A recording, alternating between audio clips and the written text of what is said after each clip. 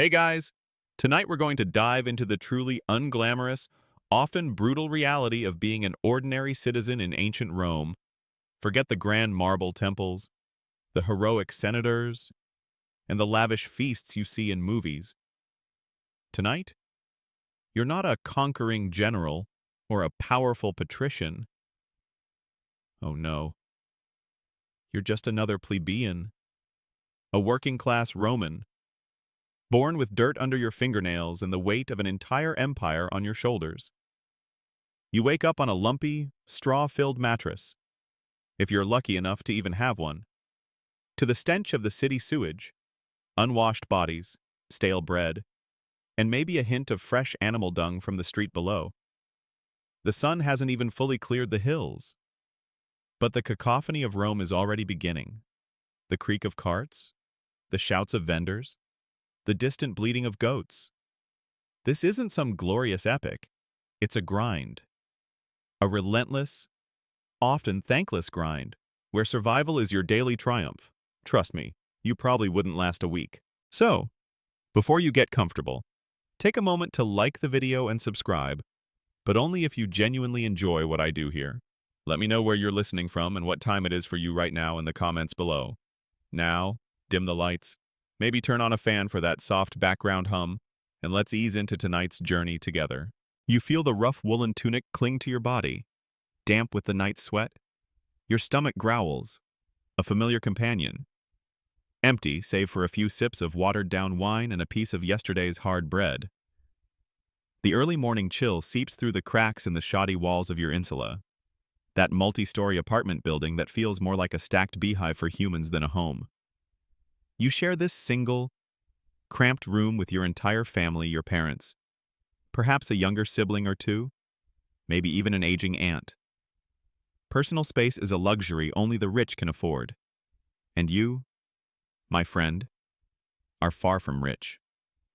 Your world is one of communal living, where every cough, every murmur, every argument from your neighbors seeps through the thin walls. Privacy is a foreign concept, utterly meaningless in the face of sheer survival, as the first rays of dawn filter through the tiny, unglazed window, just a hole in the wall. Really, sometimes covered with a wooden shutter. You hear the clamor of your neighbors stirring.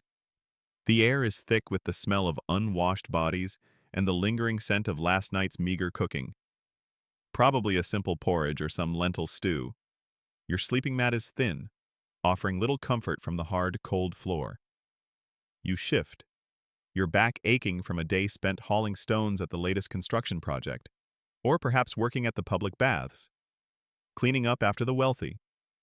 Every morning, the same dull ache reminds you of your station, your purpose to toil. Your father is already up, his face etched with the lines of worry and exhaustion that seem to be hereditary in your family. He coughs, a dry, rasping sound that echoes in the small room. Life expectancy for someone like you isn't great. If you make it past childhood, you're already beating the odds.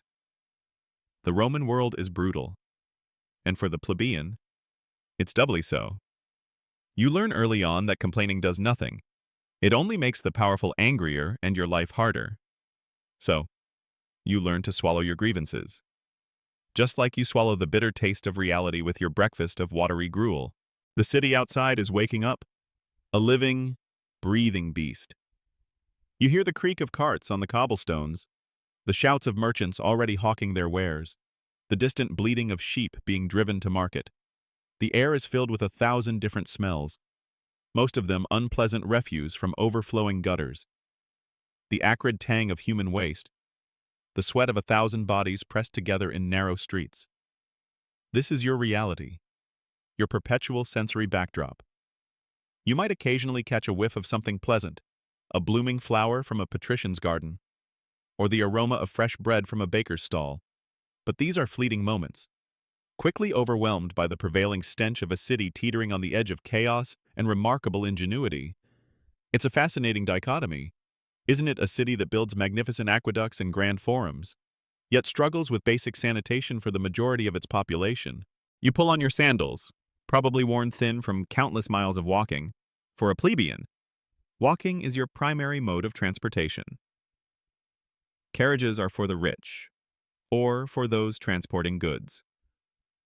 You walk to work, you walk to the forum, you walk to the public fountains to draw water, balancing heavy amphorae on your shoulders.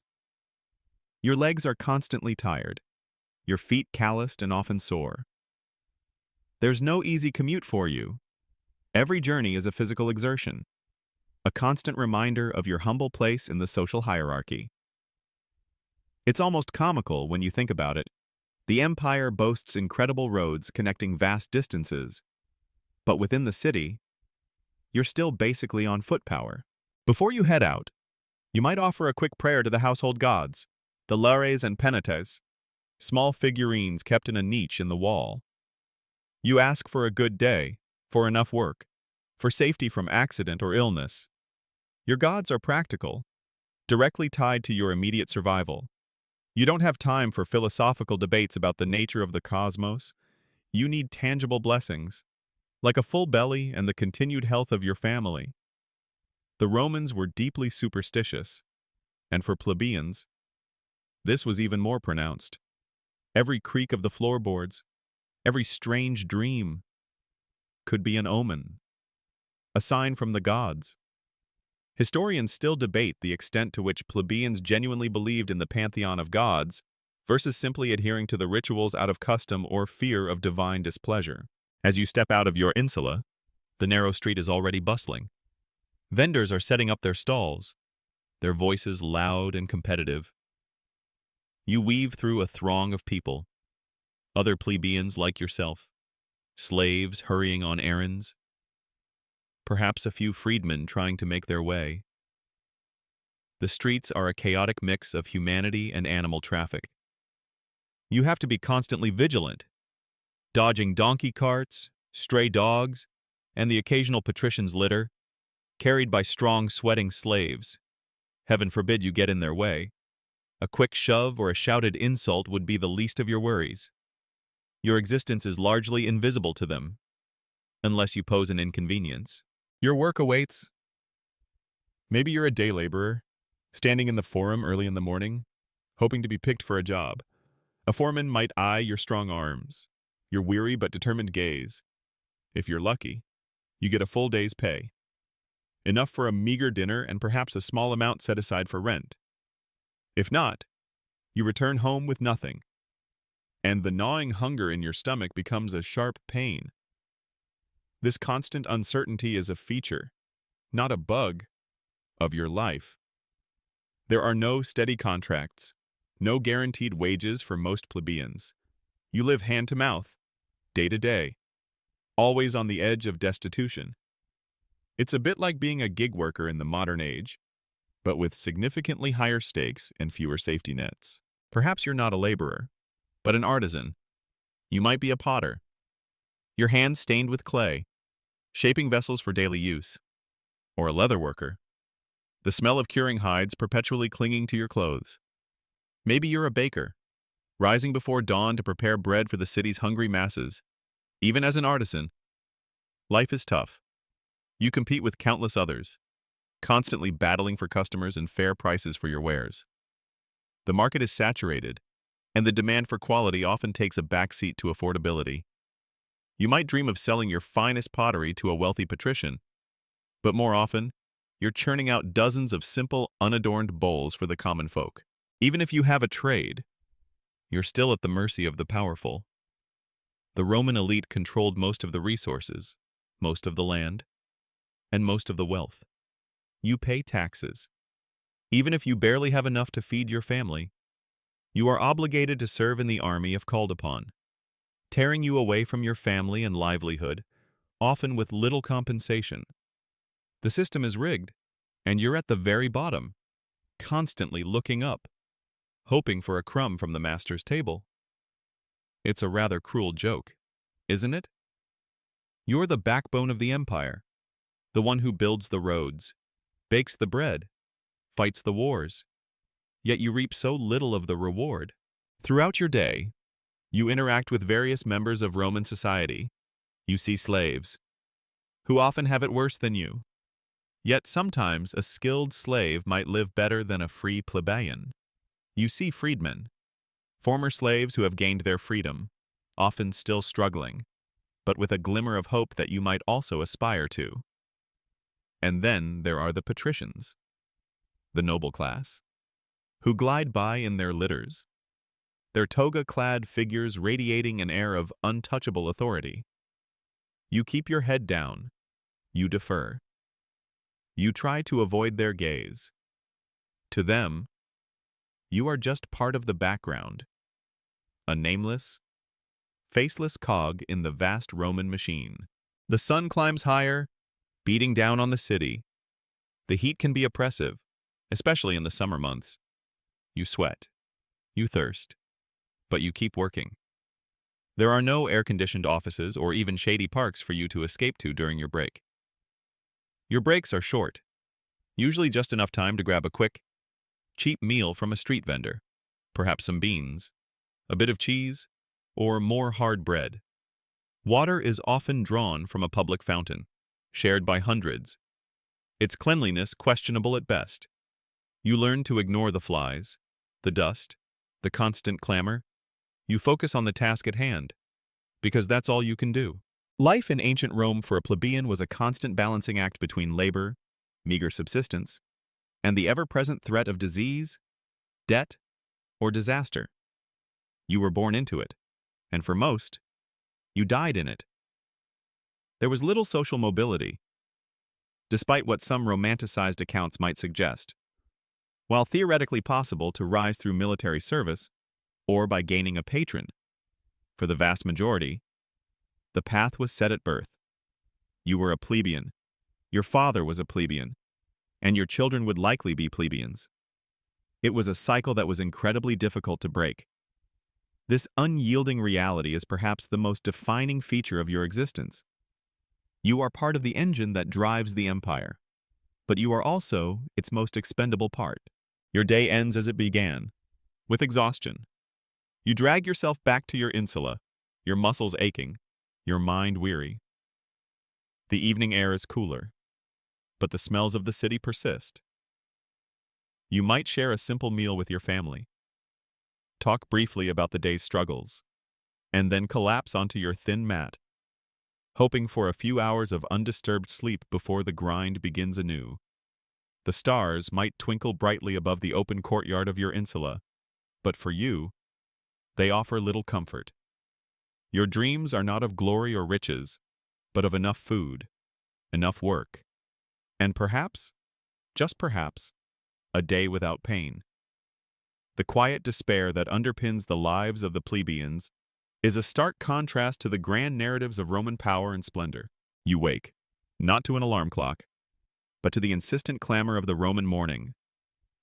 The thin light barely penetrates your cramped room, but the sounds are undeniable, the distant braying of a donkey, the shouted greetings of neighbors, the creak of an overloaded cart rumbling down the street.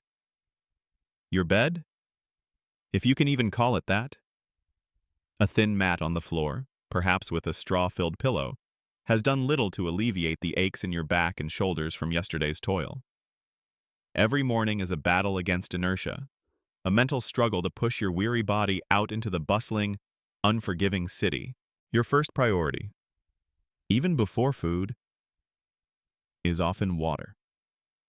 You grab the empty amphora, a large, two-handled clay jar, and join the growing queue at the nearest public fountain. This isn't a leisurely stroll. This is a competition. The fountains are the lifelines of the plebeian districts, and getting your share means jostling, waiting, and sometimes arguing with your neighbors. The water itself is remarkably fresh, thanks to Rome's incredible aqueduct system, a marvel of engineering that brings pure spring water from miles away. It's one of those bizarre contradictions of Roman life, magnificent feats of engineering that bring pristine water into the city, only for it to be collected and used in conditions that are often far from hygienic in the plebeian insulae. You fill your amphora, the heavy weight settling uncomfortably against your hip as you make your way back. Back in your shared room, breakfast is a Spartan affair. A piece of bread, hard and sometimes stale, perhaps dipped in a little watered-down wine or olive oil. If you're lucky, there might be a handful of olives or some simple porridge made from farro or millet. Meat is a rarity, reserved for special occasions or the tables of the wealthy. Dairy products like cheese are more common, but fresh milk less so. Given the challenges of preservation, your diet is largely plant-based, relying heavily on grains, legumes, and whatever seasonal vegetables you can afford or forage. It's enough to keep you alive, to fuel your body for the relentless demands of the day, but it's rarely satisfying. You're always a little hungry, a dull ache that becomes a sharper pang by late afternoon. Once the meager meal is consumed, the day's work begins. For many plebeians, this means manual labor. You might head to the docks, hoping to unload cargo from ships arriving on the Tiber River. The air there is thick with the smell of fish, salt, and exotic spices from distant lands. Or perhaps you're off to a construction site, hauling heavy stones, mixing mortar, or digging foundations for another grand public building that you'll never truly benefit from. The work is physically punishing, repetitive, and often dangerous. Accidents are common: a dropped stone, a collapsing scaffolding, a slipped tool. There are no safety regulations, no workers' compensation. If you're injured, you're on your own, dependent on the charity of family or friends. Or worse, reduced to begging. If you possess a skill or trade, your day might look slightly different, though no less demanding.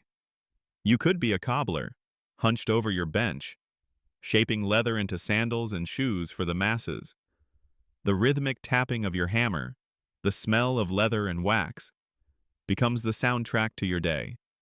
Or you might be a blacksmith, the clang of your hammer against hot iron echoing through your small workshop, smoke stinging your eyes as you forge tools or simple implements.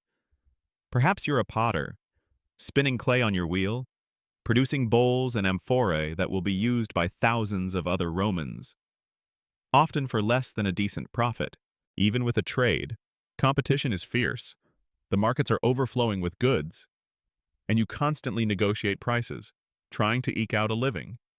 You're always looking for patrons, someone influential who might offer you consistent work or even a small loan in times of desperate need. This system of patronage is crucial for plebeian survival. A powerful patron can offer protection, legal assistance, or even just a meal. In return, you owe them loyalty, your vote in elections if you have one, and your public support. It's a reciprocal relationship, but one that is inherently unequal, with all the power resting in the hands of the patron.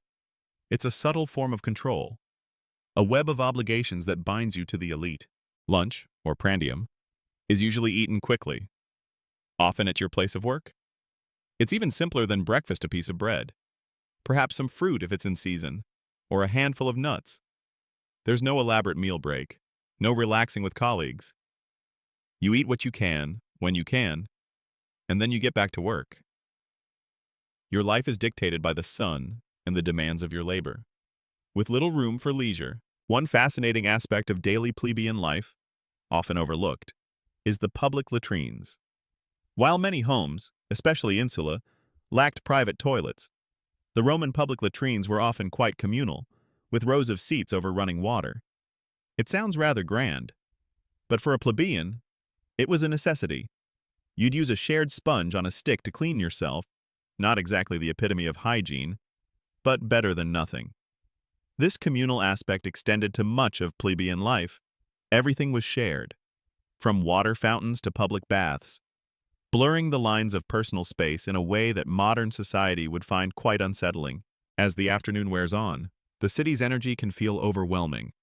The narrow streets are jammed with people, carts, and animals.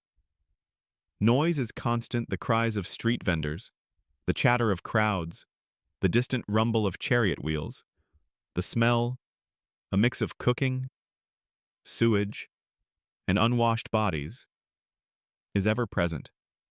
You learn to tune most of it out, to navigate the chaos with an almost unconscious awareness. But sometimes, a particularly pungent odor, like that from a tanning shop or a fishmonger, will hit you, reminding you of the city's raw, visceral reality for entertainment, or rather, distraction. You might catch glimpses of public spectacles. You can't afford tickets to the Colosseum to see gladiatorial contests, but you might hear the roar of the crowd from afar. Or perhaps you'll pass by the Circus Maximus, where chariot races are held, and catch a fleeting view of the thundering horses and cheering crowds. These are the moments when you are momentarily swept up in the grandiosity of Rome, part of something larger than yourself, even if you're just a spectator on the fringes. These moments are brief, a fleeting escape from the drudgery of your daily existence, a rare splash of color in an otherwise gray life. One common, though rarely discussed, struggle for plebeians was debt. Life was precarious, and a bad harvest, a period of unemployment, or an unexpected illness could easily plunge you into debt. And debt in ancient Rome was serious. If you couldn't pay, you could lose your property, if you had any, or worse, you could be forced into debt bondage, essentially becoming a slave to your creditor until the debt was worked off. This was a constant fear, a heavy weight that hung over many plebeian families. The historical records show numerous instances of plebeians rioting or staging secessions from the city, specifically over the harshness of debt laws. The struggle for fairer debt laws was a recurring theme in Roman Republican politics, highlighting just how central economic hardship was to the plebeian experience. Your workday typically ends with the setting sun. There are no streetlights in your neighborhood, so once darkness falls, the city becomes a much more dangerous place. You hurry home, navigating the unlit, refuse-strewn alleys. Your insula is a beacon of sorts, a familiar, if crowded, sanctuary. Evening is family time, perhaps the only time you truly relax. You gather around a small, portable brazier if it's cold, or simply sit together in the dim light of an oil lamp. Dinner is similar to breakfast, perhaps a bit heartier if the day's wages were good. You might share stories, discuss the day's events, or simply sit in companionable silence. Sleep comes easily, a welcome escape from the relentless demands of the day. Even if it's on a hard mat in a crowded room, you sleep, dreaming perhaps of a warmer tunic, a fuller stomach, or simply a day without quite so much backbreaking labor. The Roman plebeian's life was not one of grand narratives, but of a persistent, quiet struggle for dignity and survival. As the dim light of dawn creeps into your crowded room, your thoughts, if you allow them to linger, often turn to family.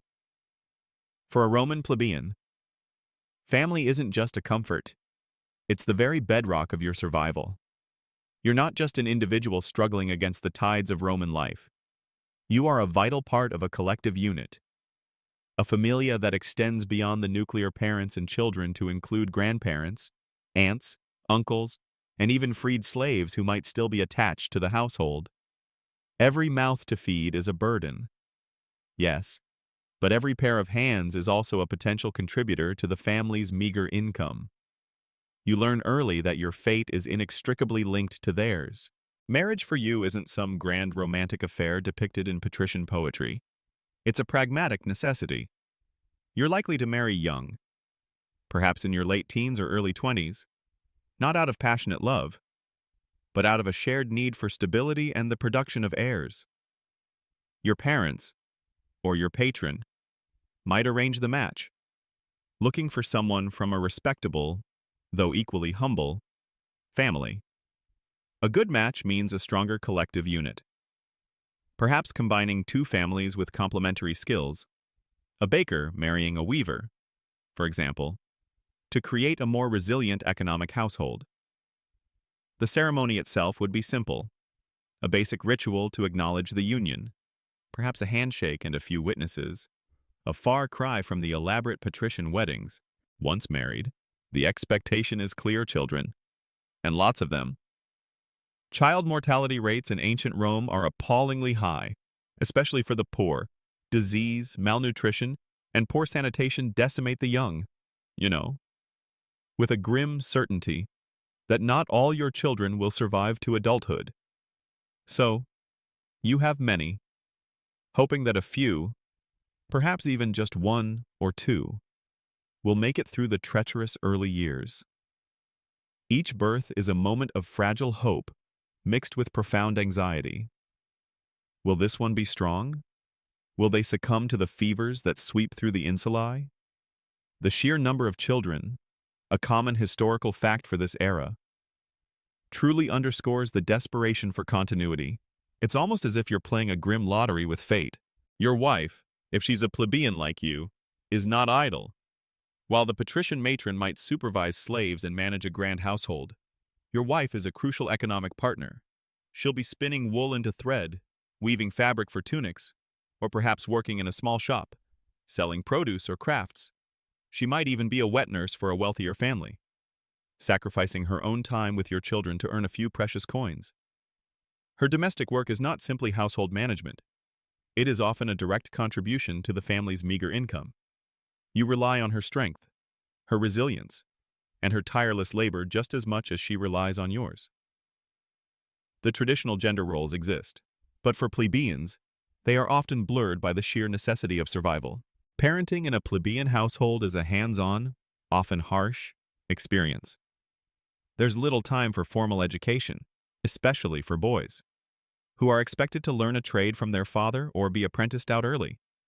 Girls learn from their mothers, mastering the domestic skills essential for running a household and contributing to its economy.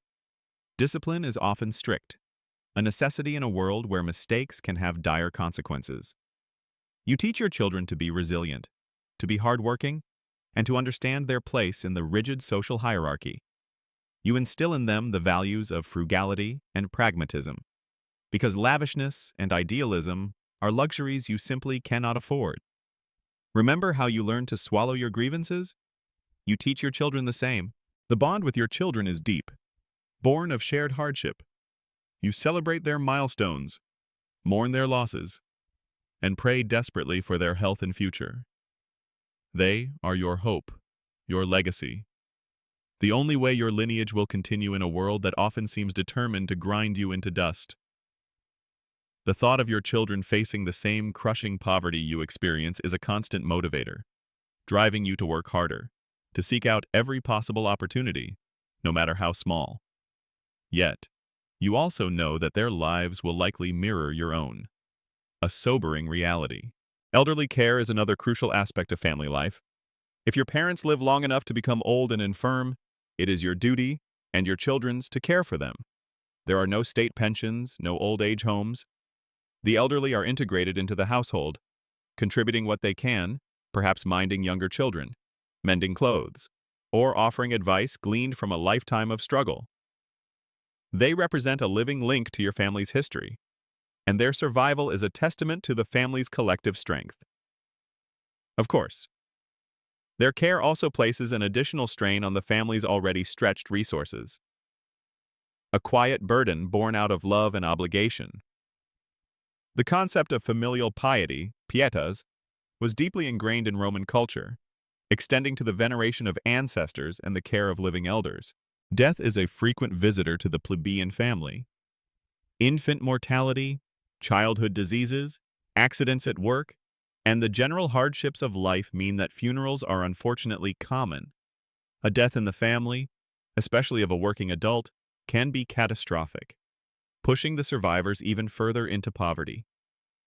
Funeral rites for plebeians are simple, dignified but without extravagance. A modest procession, perhaps a few lamentations, and then the body is either buried in a common grave or cremated, with the ashes placed in a simple urn if the family can afford it. Grief is real and profound, but it must be quickly set aside in the face of ongoing survival. There is little time for prolonged mourning when mouths still need to be fed. One rarely discussed aspect of plebeian family dynamics is the impact of slavery on free labor. The abundance of slave labor, often performing tasks that plebeians might otherwise do, creates immense downward pressure on wages. This means that even when work is available, the pay is often barely enough to live on. You are constantly competing with enslaved individuals who require no wages, only basic sustenance. This economic reality creates a complex social dynamic, often fostering resentment and frustration among the plebeian class. A struggle that historians still debate the full extent of its impact on Roman class relations. Did it create a sense of solidarity among the poor, or did it further divide them? It's a complex question with no easy answers. Despite the hardships, there is a fierce loyalty and resilience within the plebeian family. It is a unit of mutual support, a small island of stability in a vast and often indifferent world. You share what little you have, you comfort each other in times of sorrow, and you celebrate the small victories. It's this unbreakable bond, this shared struggle, that allows you to face each new day. Your family is your world, your reason for enduring, and your only real hope for a better, or at least continued, existence. The love and sacrifices within these families, often unseen and unrecorded by the grand histories, truly form the unyielding foundation of Roman society. Despite their poverty, you might not have much, but you have each other. And in this brutal world, that counts for everything. As the sun begins its ascent, casting long shadows across the narrow Roman streets, you crawl from your sleeping mat, feeling the familiar chill of the morning air. Your home, an apartment in an insula, is less a sanctuary and more a stacked box of humanity. These multi-story buildings, often hastily constructed from timber, brick, and concrete rubble, are the very essence of plebeian urban living. Imagine a modern apartment complex, then strip away all safety regulations, plumbing, and most common comforts, and you're getting close. Your family shares a single room, maybe two if you're particularly fortunate and have managed to save a few extra sesterces. Privacy is a luxury you can only dream of. And even then, your dreams are likely punctuated by the sounds of your neighbors, their arguments, their children crying, or perhaps the creak of their bed. The walls are thin, offering little insulation from the heat of summer or the biting cold of winter. They're also likely damp, fostering a pervasive smell of mildew and stale air. Light is scarce, especially in the inner rooms, relying on small, unglazed windows that are more holes in the wall than proper panes. These windows, often just open to the elements or covered with wooden shutters, offer little protection from the dust, noise, and smells of the street below. You learn to live in perpetual twilight, your eyes adjusting to the gloom. It's a bit like living in a perpetual state of camping, but without the refreshing scent of pine trees and fresh air. Your sleeping arrangements are basic: a straw mattress laid directly on the floor, or perhaps a simple wooden cot if you've managed to acquire one. Pillows are rare, often just a bundle of old clothes. You sleep huddled together with your family, relying on shared body heat to keep warm in colder months. The lack of proper bedding means aching backs and disturbed sleep are constants. You're always a little tired, a little stiff, a testament to the unforgiving nature of your living conditions. One of the most pressing concerns within your insula is fire. These buildings are tinderboxes, constructed largely of wood with open flames used for cooking and heating.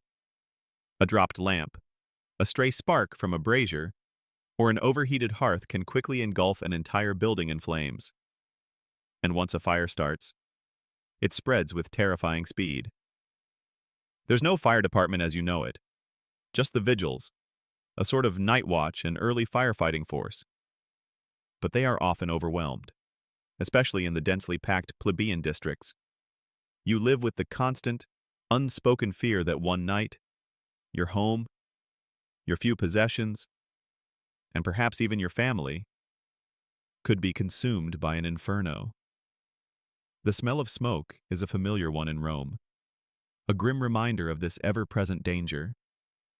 It's truly shocking how often these tragedies struck, wiping out entire city blocks of plebeian homes. Beyond fire, sanitation is a monumental challenge. While Rome boasts impressive public amenities like aqueducts, private plumbing is almost non-existent in your insula. Waste disposal is primitive. Many insulae have communal latrines on the ground floor, but often, residents simply use chamber pots, emptying their contents into the street below or into communal pits. The stench in the alleys and smaller side streets is often overpowering, a putrid mix of human and animal waste, rotting garbage, and stagnant water.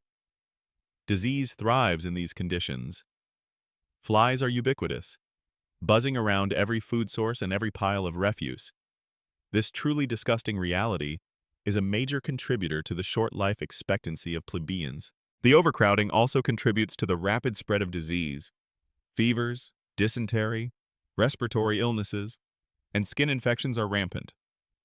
One person falling ill can quickly lead to an entire family, or even an entire floor of an insula, succumbing.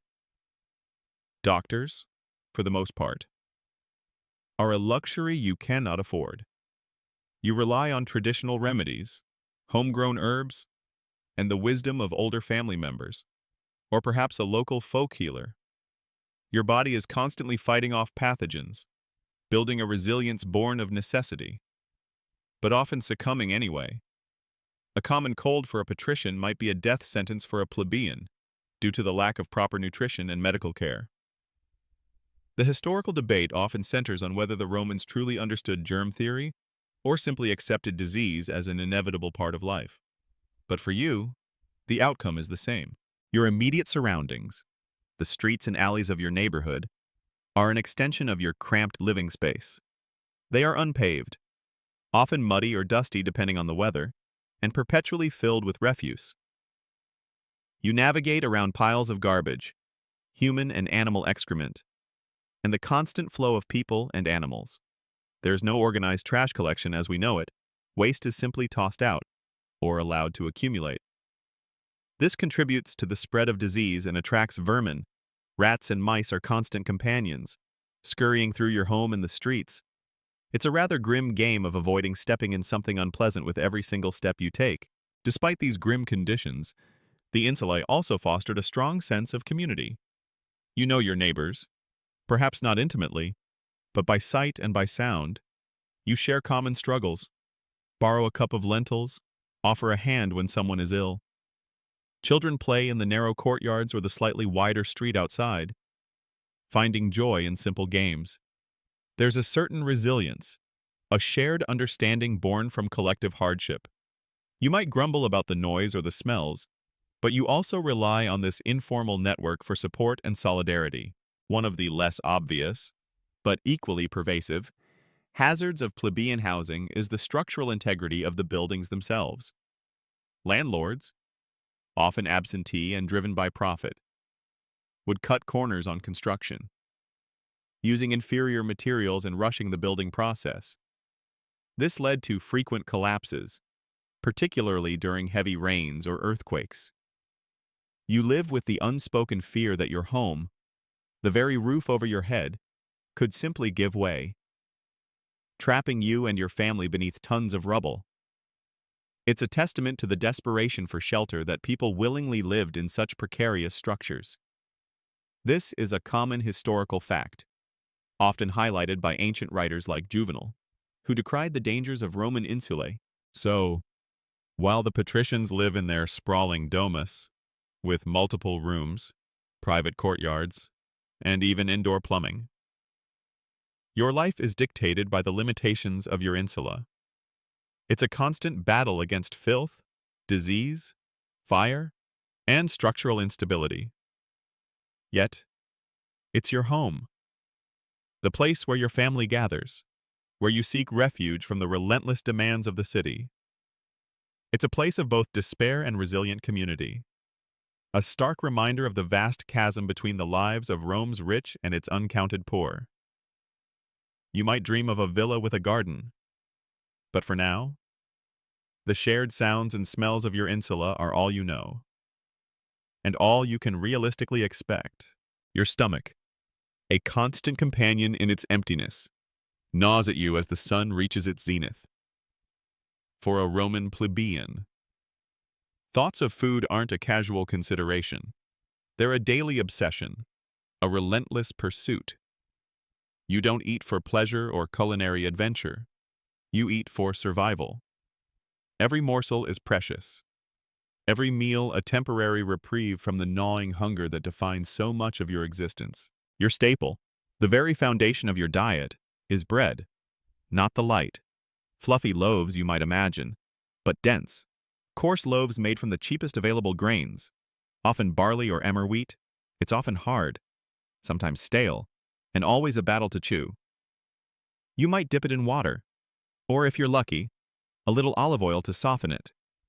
You rely on the daily grain dole annona, a government-subsidized distribution of grain to Roman citizens. This dole, while a lifeline that prevents mass starvation, isn't always sufficient, nor is it always consistent. You might wait for hours in long queues under the scorching sun, jostling with hundreds of other hungry citizens, just for your portion. The process itself is a demeaning reminder of your dependence on the state. It's a classic example of bread and circuses, just enough to keep you from outright rebellion, but not enough to truly thrive. Beyond bread, your diet is meager and largely plant-based. Legumes are crucial. Lentils, chickpeas, and beans are common, providing much-needed protein. You boil them into thick stews or porridges, often seasoned with little more than salt. Vegetables are seasonal and often expensive. Onions, cabbage, lettuce, and leeks might make an appearance if you can afford them, or if you have a small plot of land outside the city to cultivate them. Fresh fruit, like figs, grapes, or apples, is a rare treat, enjoyed only when in season and affordable. Meat, for you, is a luxury. Forget roast beef or succulent pork. If you eat meat at all, it's likely a small piece of salted fish, a bit of smoked pork fat, or perhaps some organ meats that the wealthy wouldn't touch. Chickens and eggs are sometimes available, but again, they are costly. The idea of a daily meat meal is utterly alien to your experience. You get your protein where you can, mostly from legumes and perhaps a little cheese. This historical detail, that meat was a rare commodity for the poor, often surprises modern observers who picture a more robust Roman diet. Speaking of cheese, goat or sheep cheese is more common than milk, which spoils quickly in the Roman heat. It provides a good source of fat and protein. Olive oil, while a staple for cooking and light for the wealthy, is used sparingly by you, often more as a condiment or for dipping bread than for extensive cooking. You use whatever fats are cheapest, often animal fats rendered from scraps. One of the biggest challenges for your diet is preservation. Without refrigeration, food spoils quickly. You rely on salting, smoking, and drying to preserve what little you have. This also means your food is often very salty, contributing to a constant thirst. Contaminated food is a constant threat. You learn to be discerning. But sometimes, desperate hunger overrides caution. Food poisoning is a common affliction, adding to the already high rates of illness. The sheer ingenuity of ancient preservation methods, while effective, underscores the perpetual struggle against spoilage. The smell of Rome, especially in your district, is often a mix of stale food, unwashed bodies, and open refuse. But occasionally, a truly delightful aroma will waft from a public bakery or a wealthy household's kitchen. The scent of fresh bread, roasting meat, or exotic spices. These moments are fleeting, sharp reminders of what you lack. Before the familiar smells of your own meager existence return, you might pass by a fishmonger's stall, the pungent odor of uncleaned fish assaulting your senses, but also reminding you of a food source that is just out of your daily reach. Beyond the raw materials, the act of cooking is another challenge. In your insula, you don't have a private kitchen. You might share a communal hearth on the ground floor. Or, more likely, you use a small, portable brazier in your room, burning charcoal for heat. This brings with it the constant danger of smoke inhalation and fire, as previously mentioned.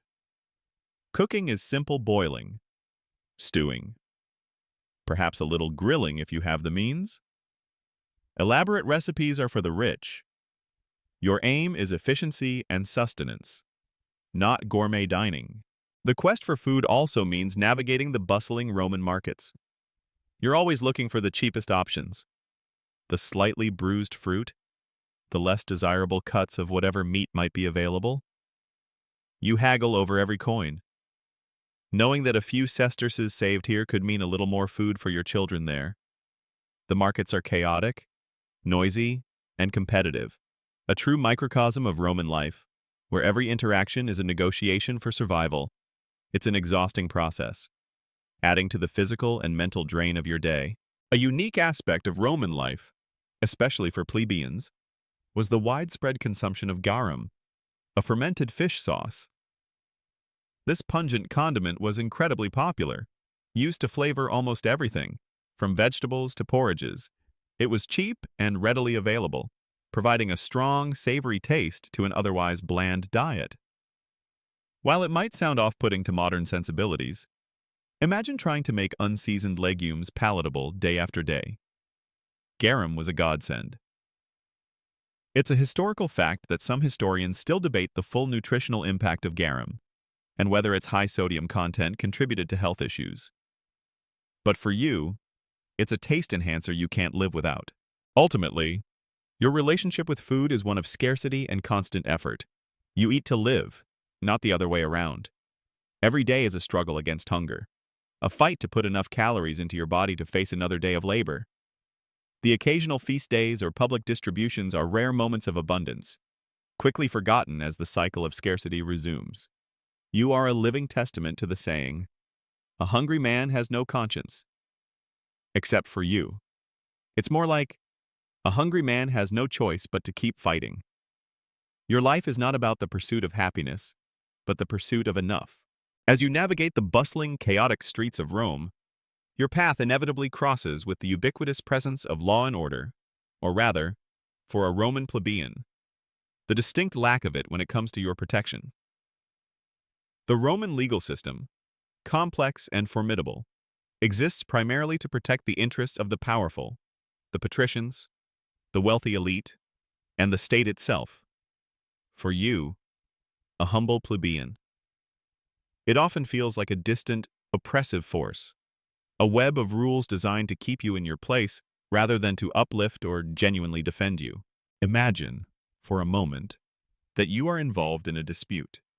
Perhaps a neighbor has encroached on your meager stall space in the market, or a landlord is demanding exorbitant rent, threatening eviction. Your first thought isn't to run to the nearest magistrate. Why? Because access to justice is not equitable.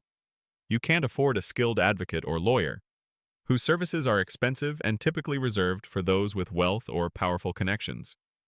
You might try to represent yourself, but without legal training or influence, your chances of success are slim to none.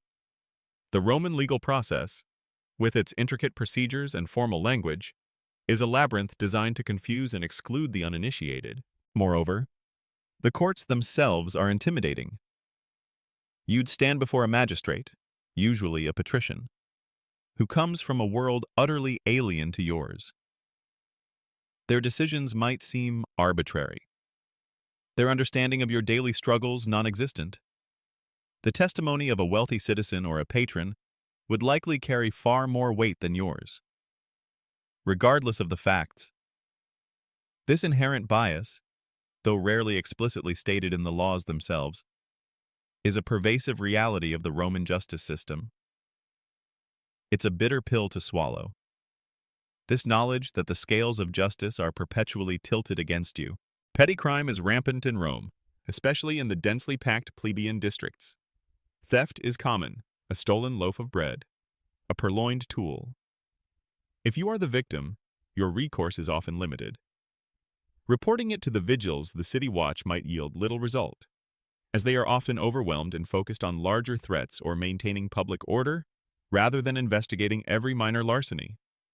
You learn to be vigilant, to guard your few possessions, and to rely on community rather than official channels for informal justice. Perhaps your neighbors will help you identify the culprit, or you might confront them yourself, relying on sheer force of will rather than legal might. On the other hand, if you are accused of a crime, even a minor one, the consequences can be severe. There's no presumption of innocence for the poor. You lack the resources to mount a proper defense. to call witnesses, or to pay fines. Punishments can range from public flogging to imprisonment, or even forced labor. And while Roman law theoretically offered rights to all citizens, in practice, a plebeian's rights were often theoretical, easily overridden by the power or influence of a patrician.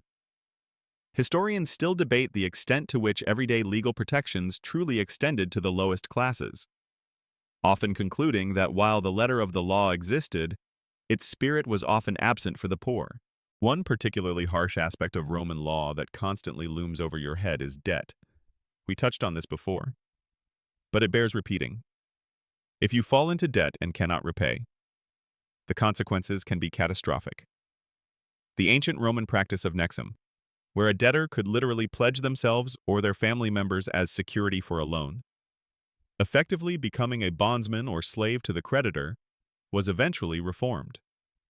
However, even after the Lex Poetilia Papiria of 326 BC outlawed personal enslavement for debt, the threat of losing all your property or being forced into servitude through other means remained a terrifying reality. This constant fear of financial ruin and the legal consequences attached to it profoundly shaped your daily decisions and anxieties. The streets themselves are a realm where informal justice often takes precedence. Brawls break out, arguments escalate, and disputes are settled by brute force or the intimidation of numbers rather than through legal channels. You learn to read the atmosphere, to avoid dangerous situations, and to know which parts of the city are best avoided after dark. The concept of an impartial police force, dedicated to serving and protecting all citizens equally, is centuries away. For you, the law is simply another tool wielded by those with power. Even public order is maintained with a heavy hand. If there's a riot or public unrest, perhaps triggered by food shortages or an unpopular decree, the authorities won't hesitate to use force. You, as a plebeian, are part of the restless masses that the Roman elite constantly fear.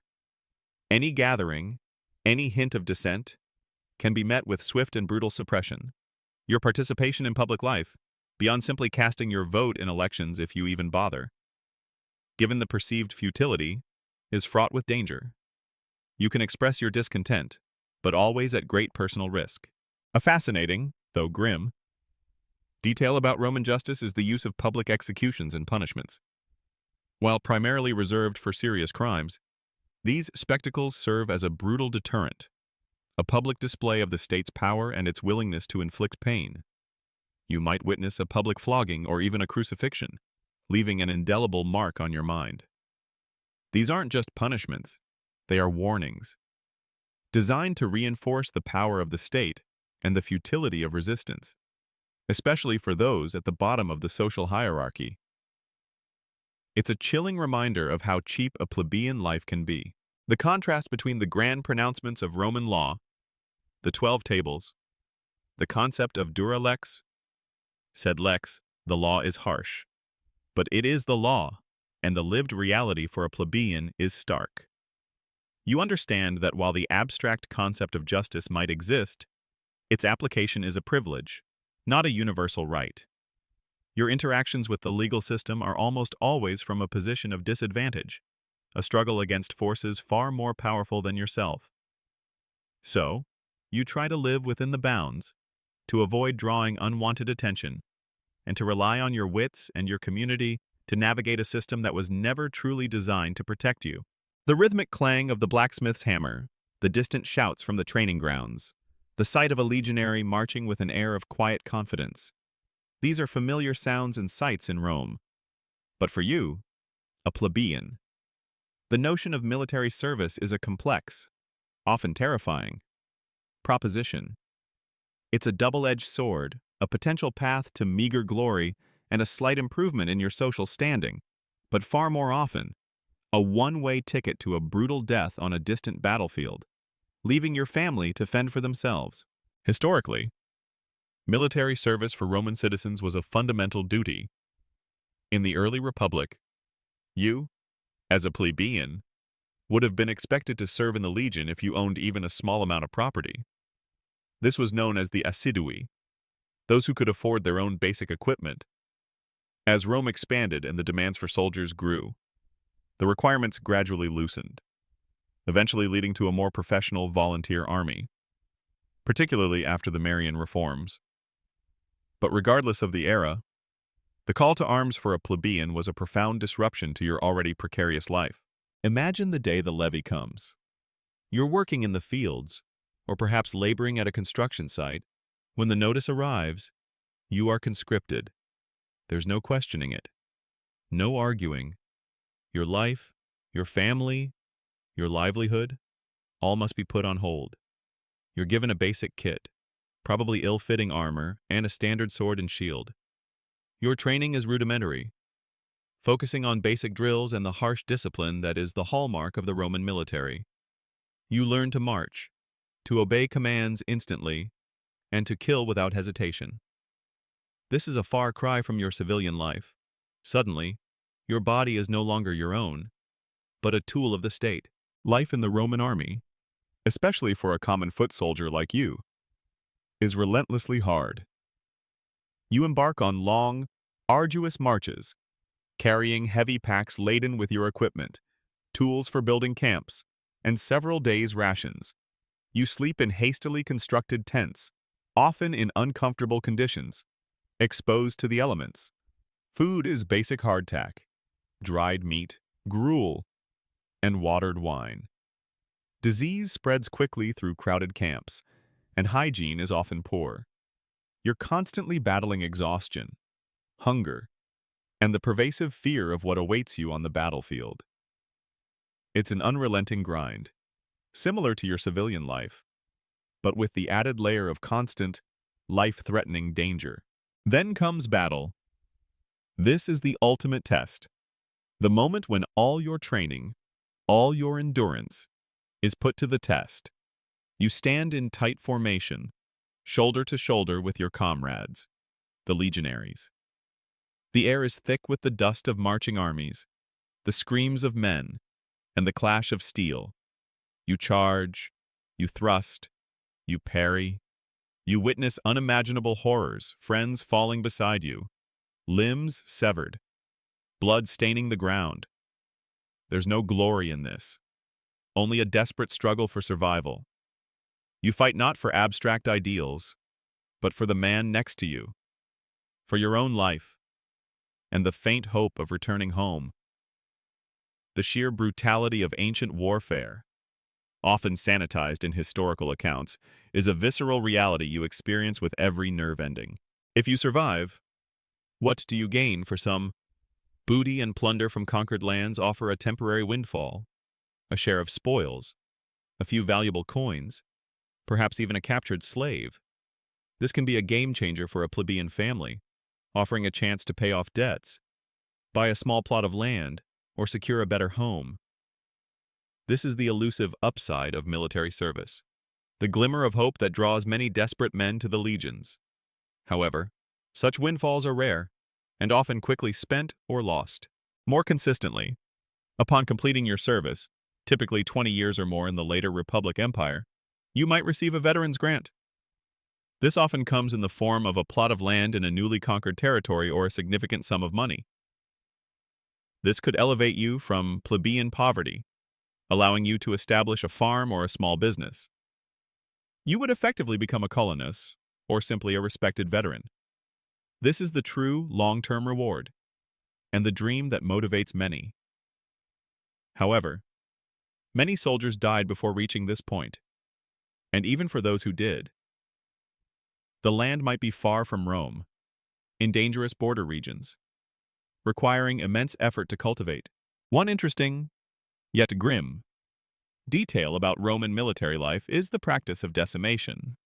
While not applied to plebeians specifically, it highlights the brutal discipline of the Roman army. If a unit performed poorly or mutinied, 1/10 of its men would be executed by their own comrades.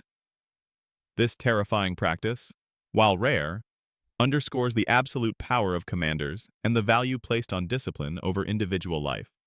It's a rather stark contrast to modern military justice, and a stark historical fact that leaves modern historians debating its actual frequency and psychological impact. The army also offered a degree of social cohesion that was often lacking in civilian plebeian life.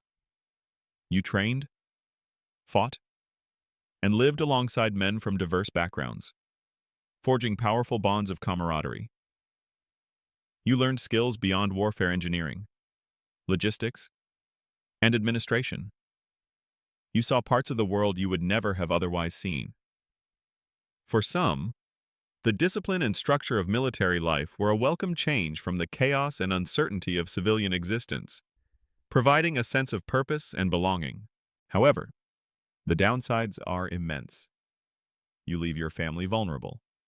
Your wife and children must cope without your labor, without your income.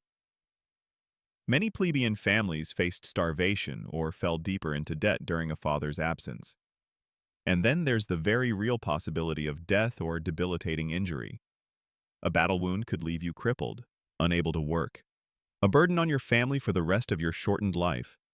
Thousands of plebeians died far from home, their bodies unrecovered, their names forgotten. Their families received little or no compensation, only the profound grief of loss. The Roman army, therefore, was a complex beast for the plebeian. It was a route, however narrow and dangerous, out of abject poverty for a lucky few. It was a crucible of discipline, a forge for Roman identity. But for the vast majority, it was a brutal obligation, a period of immense hardship and risk, with little tangible reward beyond survival itself. Your participation, whether willing or conscripted, speaks volumes about the desperation of your life. Willing to face almost certain death for a slim chance at a slightly better existence for your progeny. Your legacy, if you had one, might be the few coins saved, the small plot of land gained, or simply the knowledge that you fought for Rome, even if Rome rarely fought for you. After the relentless grind of daily labor, the oppressive weight of debt, and the ever-present threat of disease or military conscription, you might imagine a Roman plebeian having no time or inclination for anything resembling fun or relaxation. And yet, despite the overwhelming hardships, there were indeed moments of respite, periods of fleeting joy that punctuated your otherwise bleak existence. These weren't extravagant affairs, but simple pleasures, often communal, that offered a brief escape from the harsh realities of your life. The most significant and frequent opportunities for widespread enjoyment were the public festivals and games. Rome was famous for its numerous religious festivals, known as feriae, which were often accompanied by public spectacles. These could range from solemn religious ceremonies to boisterous feasts and, most famously, the games Ludi held in the Circus Maximus or the various amphitheaters. While you couldn't afford a prime seat in the Colosseum, you might find a spot in the cheaper upper tiers, or simply join the throngs outside, listening to the roar of the crowd, catching glimpses of the action, and feeling part of something grander than your daily toil. Imagine the atmosphere, the excited chatter, the scent of roasting meat wafting from street vendors, the vibrant colors of banners and decorations.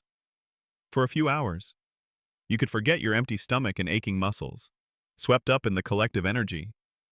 You might witness chariot races in the Circus Maximus, feeling the ground tremble as the chariots thundered past, cheering for your favorite faction, the blues, greens, reds, or whites.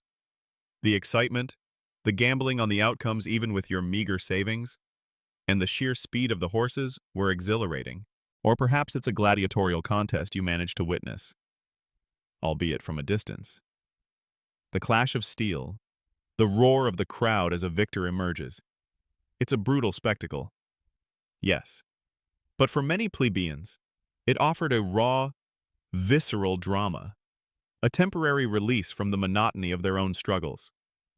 These games, often sponsored by wealthy individuals or the state, were a deliberate strategy to keep the masses pacified, the infamous bread and circuses designed to distract from deeper social inequalities. And for you, it often worked, at least for a little while. Beyond the grand spectacles, there were smaller, more intimate forms of recreation. Public baths. Thermae were a surprisingly democratic institution in Rome. While the wealthy had private baths, Plebeians could access the public baths for a very small fee, or sometimes even for free if sponsored by a generous patron. These weren't just places to get clean. They were social hubs. You could soak in the warm pools, scrape off the dirt and sweat with a strigil, and then relax in the palaestra exercise yard or the common rooms. Here, you could gossip, exchange news, play board games like Ludus Duodecim Scriptorum, a dice game similar to backgammon, or Tourney Lapili like tic-tac-toe, and simply escape the confines of your cramped home. This was a rare opportunity for true relaxation and communal interaction beyond the demands of work. It's one of those delightful historical facts that even the lowest members of society could partake in such relatively luxurious public amenities. Taverns, tabernae, and inns Cauponii were also popular gathering spots. After a long day, you might spend a few precious coins on a cup of watered wine. Sharing stories and camaraderie with fellow laborers, these places were often noisy, smoky, and not always reputable, but they offered a sense of community, a place to unwind and forget your troubles, even if just for an hour. You might hear the latest rumors, gamble a few coins on a game of dice, or simply enjoy the shared warmth and company. Religious practices also offered a form of social engagement and occasional celebration. While your daily prayers to the household gods were private, public religious ceremonies and processions were common. You might participate in a local neighborhood cult, dedicated to a specific deity, or join in the larger state-sponsored rituals. These events often involved communal feasting, music, and a sense of shared purpose, providing a temporary respite from the anxieties of daily life. Even simple street life offered moments of unexpected joy. Children would play games in the narrow alleys, rolling hoops, playing with balls, or engaging in simple tag games. You might watch a street performer, a musician, or a storyteller, whose impromptu performances provided free entertainment. The sheer vibrancy and chaos of Roman street life, though often oppressive, also contained pockets of spontaneity and diversion. You learn to find beauty and entertainment in the simplest of things, a necessary skill when so much else is denied to you. One interesting, perhaps cynical, thought arises from these moments of pleasure. Were these truly joyous, or merely distractions? Historians still debate the extent to which the ludi and public festivals served as genuine outlets for popular sentiment versus being sophisticated tools of social control. For you, the plebeian, the distinction likely doesn't matter. The temporary relief, the escape from the daily grind, is real. And that's all that matters. You don't have the luxury of intellectualizing your pleasure, you simply embrace it when it comes. The ability to find joy in small moments, despite immense hardship, is a testament to the human spirit. A warm bath, a shared laugh with a friend over a cup of cheap wine, the thrilling roar of the crowd at the races.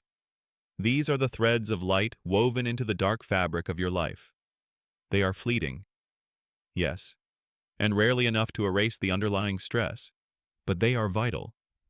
They remind you that even a plebeian life, for all its struggles, can contain moments of simple, unadulterated pleasure.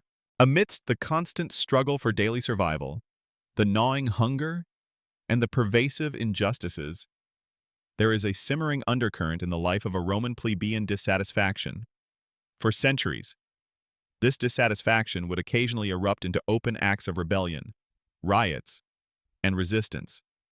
Moments when the collective frustration of the plebeian class became too much to bear. These weren't always planned revolutions. Often, they were spontaneous outbursts of anger, a desperate cry for recognition and fairer treatment from a system that seemed intent on exploiting them. The earliest and most famous form of plebeian resistance was the secessio plebis, or secession of the plebs. Imagine the scene: tired of being exploited by the patricians, burdened by crushing debt, and denied political rights. You and thousands of other plebeians simply pack up your meager belongings and march out of the city, abandoning Rome. This wasn't a violent uprising, but a powerful act of collective withdrawal, effectively bringing the city to a standstill. Who would build their temples, Who would fight their wars? Who would bake their bread? This was your ultimate leverage, your indispensable labor. The first such secession, according to tradition, occurred in 494 BC, and it was remarkably effective. Faced with a city paralyzed and an army that refused to fight without the plebeians, the patricians were forced to negotiate. The result was the creation of the tribune of the plebs, a revolutionary office. The tribunes, elected by the plebeians themselves, were sacrosanct. Their persons were inviolable and had the power to veto actions of the magistrates that harmed plebeians. They were your voice, your protector against patrician oppression.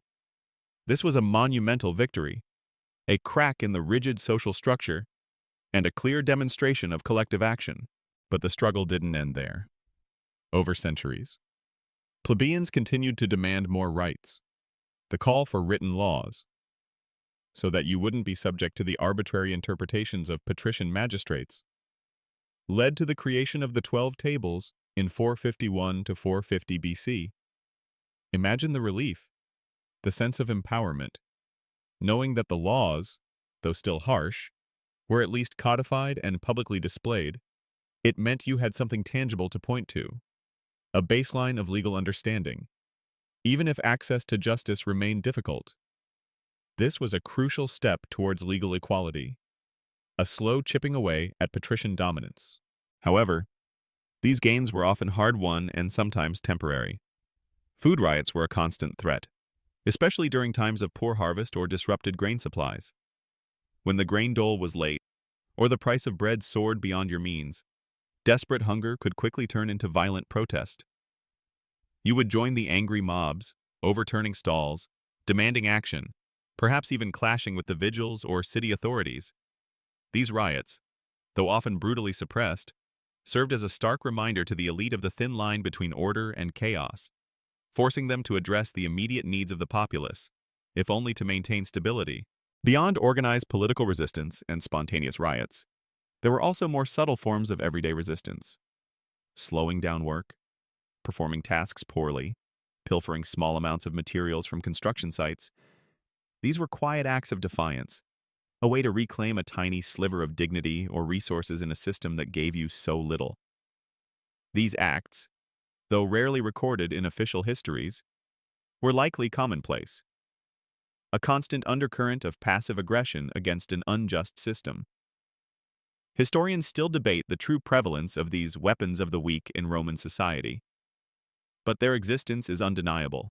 One of the most intense periods of plebeian struggle came with the Gracchi brothers, Tiberius and Gaius Gracchus, in the late 2nd century BC.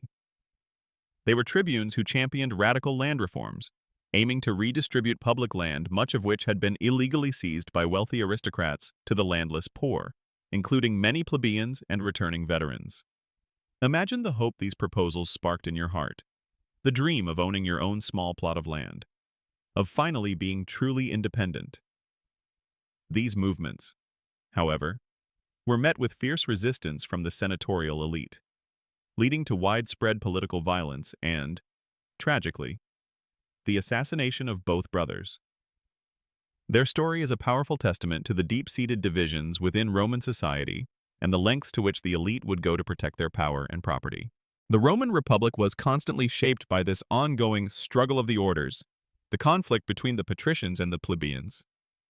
While the plebeians eventually gained significant political rights, including the right to hold any magistracy and to pass laws binding on all citizens, these victories were often incomplete.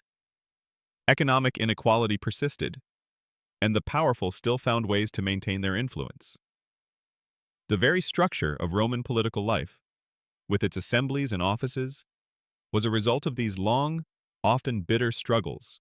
Even when direct rebellion was not an option, the plebeian community fostered a strong sense of collective identity and solidarity. You might not have the power of a senator, but you have the strength of numbers, the shared experience of hardship, and the communal bonds of your neighborhood and family. This informal network of support, this shared sense of injustice, was a powerful force that allowed resistance, both overt and subtle, to simmer beneath the surface of Roman society. So, while your life as a plebeian is defined by hardship, it is not without moments of defiance. From the dramatic secessions that halted the city to the quiet, everyday acts of resistance, you and your fellow plebeians were active agents in shaping Roman history. You pushed, you fought, and you bled for your rights, slowly but surely transforming the very fabric of the Roman state. Your collective struggles, though often overshadowed by the exploits of generals and emperors, represent a fundamental, often violent, chapter in the long story of Rome's evolution. It's a reminder that even the voiceless can, at times, roar loud enough to be heard. As you drift towards the edge of consciousness, the echoes of your harsh life as a Roman plebeian begin to soften, becoming less a clamor and more a distant hum. You, the nameless, faceless backbone of the Roman world, lived a life of relentless toil, gnawing hunger, and constant uncertainty. Yet, your existence, for all its obscurity and hardship, was not without profound legacy and lasting impact. You might never have erected a monument to yourself, nor had your name etched into the annals of history, but your daily struggles and collective resilience fundamentally shaped the very foundations of the Roman Republic and Empire. Consider first the sheer physical foundation of Rome, those grand aqueducts that delivered fresh water, the vast road networks that connected the empire, the magnificent public buildings, forums, and temples. Who built them? Not the patricians in their flowing togas, but you. Your sweat, your aching muscles, your calloused hands laid every stone, dug every trench, mixed every batch of mortar, the very infrastructure that allowed Rome to flourish, to project its power, and to sustain its vast population was quite literally built upon your labor. You were the uncredited architects of Rome's physical might, a silent, enduring monument to your collective effort.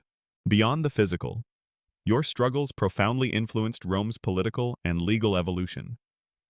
Remember the secession of the plebs. That act of collective withdrawal, born of desperation, forced the patricians to concede, leading to the creation of the tribune of the plebs. This office, unique in ancient history, gave you a voice, a veto power that could genuinely protect your interests.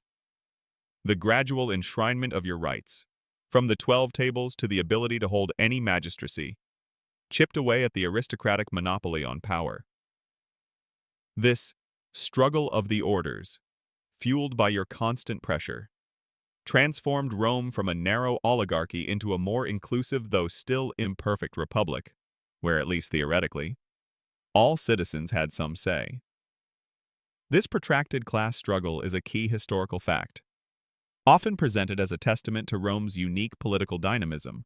Your persistent demands for land reform, particularly championed by figures like the Gracchi brothers, even if ultimately unsuccessful in their immediate aims, kept the issue of economic inequality on the Roman political agenda for centuries. While large-scale land redistribution rarely occurred to your benefit, the constant pressure did lead to some sporadic attempts at alleviating poverty and ensuring a basic grain supply.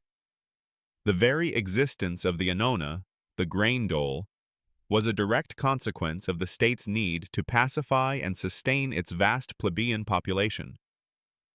Acknowledging, however grudgingly, your fundamental importance to the stability of the city, the Roman army, that brutal crucible, was filled overwhelmingly with men like you. You fought Rome's wars, expanded its territories, and defended its borders. The strength and discipline of the legions, which conquered much of the known world, were built on the backs of plebeian soldiers. Your willingness to endure unimaginable hardship and face almost certain death for Rome, often with little personal gain beyond the promise of a veteran's plot, underscores your critical role in Rome's military success. Without your willingness to fight, there would be no Roman Empire to speak of. It's a historical detail often overshadowed by tales of great generals. But the legionary, the foot soldier, the plebeian, was the true engine of conquest. Even your cultural contributions, though often uncelebrated, were significant. your everyday language, the vulgar Latin spoken in the streets and markets, evolved into the Romance languages spoken across Europe today. Your simple traditions, your folk stories, your resilience in the face of adversity, these formed the vibrant, lived culture of Rome. A stark contrast to the elite's refined philosophical debates and epic poetry. Your practicality, your ingenuity in making do with so little, seeped into the very fabric of Roman society, shaping its pragmatism and enduring spirit. Historians still grapple with the challenge of truly understanding the nuances of plebeian culture. Given the elite-centric nature of most surviving Roman texts, think of it the empire that reshaped the Western world, that left an indelible mark on law, engineering, and governance, was fundamentally enabled by the existence of millions of individuals just like you. Your struggles for survival, your quiet dignity in the face of immense odds, your willingness to endure. These were not merely individual experiences, but the collective heartbeat of Rome. You provided the labor, the soldiers, the consumers, and the political pressure that prevented Rome from stagnating into a purely aristocratic state. So, as you finally drift into the peaceful embrace of sleep, remember this: your life, for all its challenges, was meaningful.